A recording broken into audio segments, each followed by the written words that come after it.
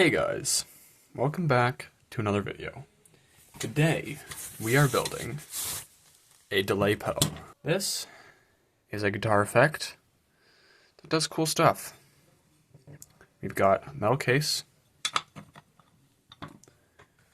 and a bag of parts.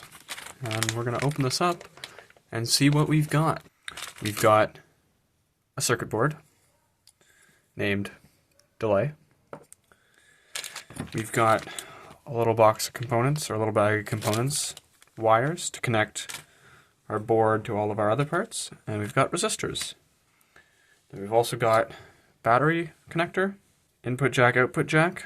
This is for connecting to an external power supply if you don't want to use the battery. Big chunky foot switch. And little feet. And of course, cool knobs. Let's get right into that build. Let's get started with laying out our components, seeing what we have. Alright, now, this is the delay board. Most notably, it doesn't have an assembly guide like the last one did with all the numbers and steps. This one just has a diagram of what it is. So in this case, it's a resistor. It says 1K for 1000. So for that, you'd go over here and you'd look. This is the 1K. So you put that guy right in there. Last build I did is to do the smallest components to the biggest components, because generally that's like the easiest way to do it. So we're going to start with resistors, and I guess just go top to bottom, left to right. I think we'll put some of the resistors in.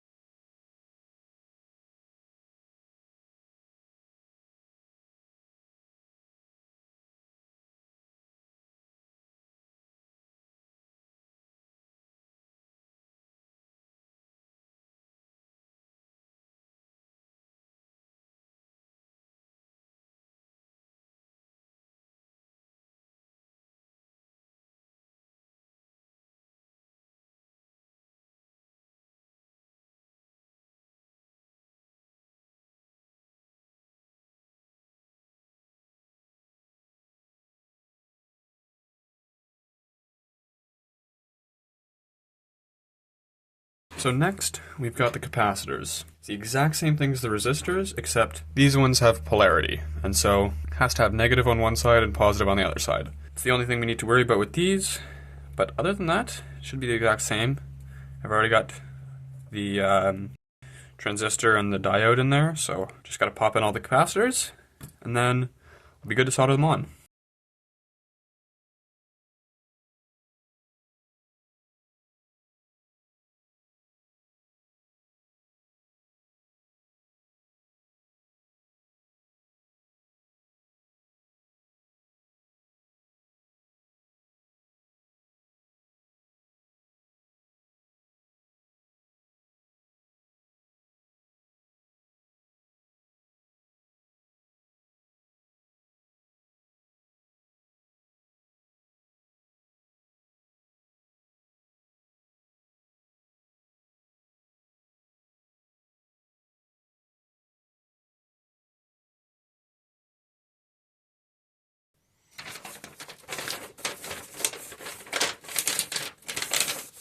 Like, the step for this one is literally just install and solder all components.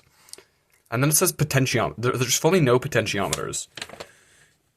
And so the picture, like, kind of tells you, but I have 4 of these orange ones that all say 104. Now, it doesn't tell me which one is which. So we're gonna see if we can figure this out.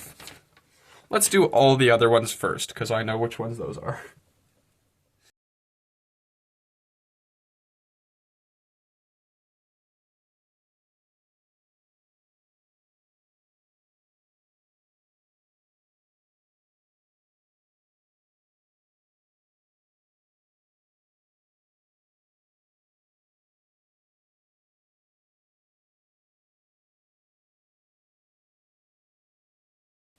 Like, maybe I'm stupid, and you can tell me in the comments, but that says 38L104. This one says 38L104, so these two are the same. And then these two say 32L104 and 36L104, and I don't know what those mean. These two look a little bit different. So, I say I solder all this on, so that I can get the nice time lapse going, and I can get the nice consistent video, and then I'm going to look up where those go. So, as it turns out, the 38, 36, and 32 are the voltage, like, maximums. And given that we're running this from a 9-volt battery, I don't think I'm too worried about exceeding the 32-volt limit. So we don't really care, and they can all just go in wherever, because they're all the same capacitance, just with different voltage ratings. It's probably just because they had some odds and ends and went, this guy is not going to get all the same voltage rated capacitors because we hate him.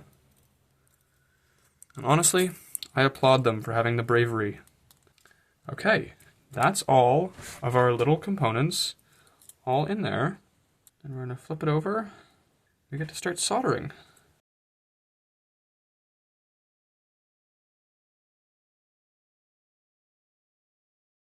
We'll start from one side and work our way over.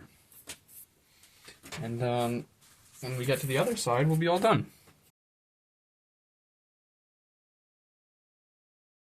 Why does that have such a big hole? These are such massive holes for this little tiny component.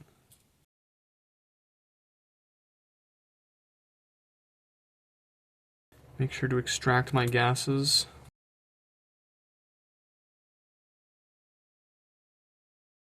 Now I've got a couple more that we can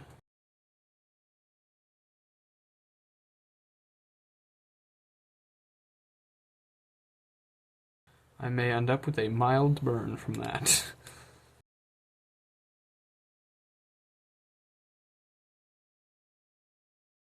I'm doing so well. This is proof that even if you're stupid, like me, you can probably still solder. It's not that hard. In fact, if you're watching this video because you wish to be the one who solders, go and buy a soldering iron, like right now. And just like try. Like it's actually not even that hard.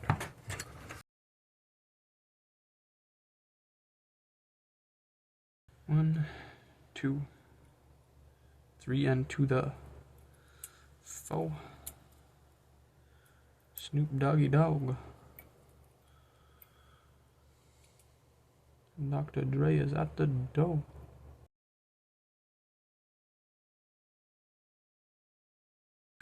Me when I touch the end of my soldering iron and it's not that hot. Whoops.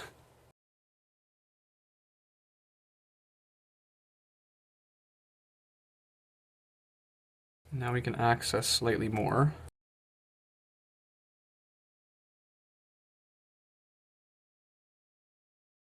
It wiggles around so much.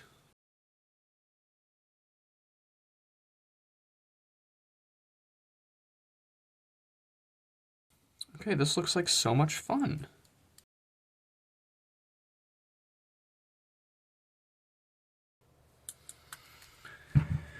Okay, that looks like everything we need right now for the regular old surface mounted pieces. Or not surface mounted, the through hole things. We just have these two sockets for the integrated circuits. This one in here does not appear that it's going to stay in there very easily. I won't bore you with all the details, but essentially I finished building it.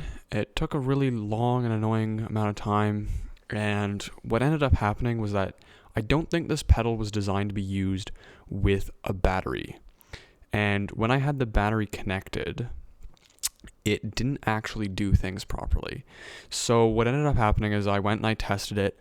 I came back and I had to move the positive of the battery onto the positive of like where the power input would go for the jack, and that ended up solving my issue. The light still doesn't work, but that's like no big deal. I think moving the other battery terminal might fix that, but who knows.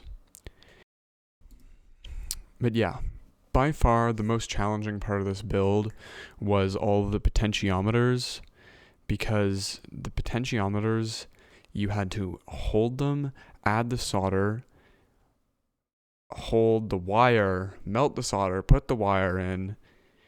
But yeah, that was a whole ordeal. One of my potentiometers ended up actually being wired wrong, so I had to go back and switch one of them because I had the middle one and one of the outside ones mixed up. But yeah, here's me putting it into the case. I put it in and out of this case so many times. Let's give it a listen. Essentially, I had the pedal working and it was working fine, and I've been playing with it, and I wanted to record the demo to show you guys that it worked, and it stopped working. So stay tuned for part 2 as I make it work again, because oh my god, it was working for like 2 weeks as I procrastinated recording the demo.